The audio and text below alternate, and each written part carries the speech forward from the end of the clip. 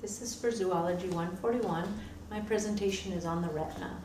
So the retina is a multi-layered sensory tissue that lines the back 3/4 of the eye. What the retina does, it senses light and turns it into a nerve impulse, which then travels along the optic nerve to the brain where the image is assembled. In the center part of the retina, there's a small dimple called the fovea, and this is where the center of the sharpest vision and color perception takes place. Okay, so the retina has two layers, the pigmented layer and the neural layer.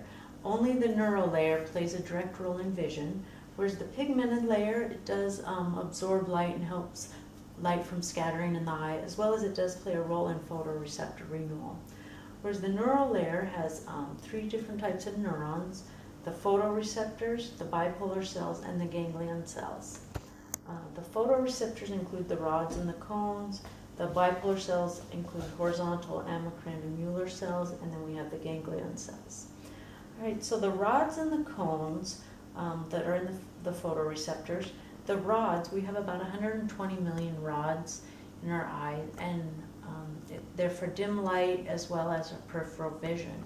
Whereas the cones, we have about 6 million of those, and they're for bright light and for color. And they're located more in the fovea where we have our sharpest vision. All right.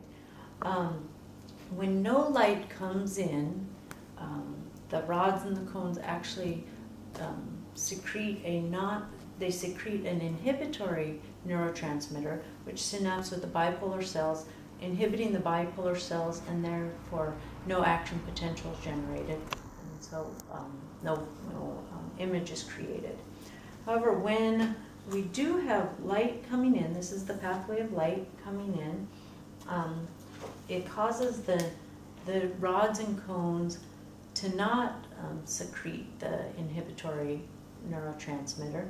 Then it travels up to the bipolar cells, and the bipolar cells are then excited, synapse with the ganglion cells where an action potential is generated, and then carried along the axons to the optic nerve, and where the image is created in the brain. So an example of our rods and cones working is we've all been to a movie theater, and we're out in the lobby and we have the bright lights, and all of a sudden we walk into a dark theater and you can't see because our rods haven't been activated, and so it takes a few minutes for the rods to get activated, and then you're able to see and go find your seat, or you're able to see the stairs and see in the dark theater.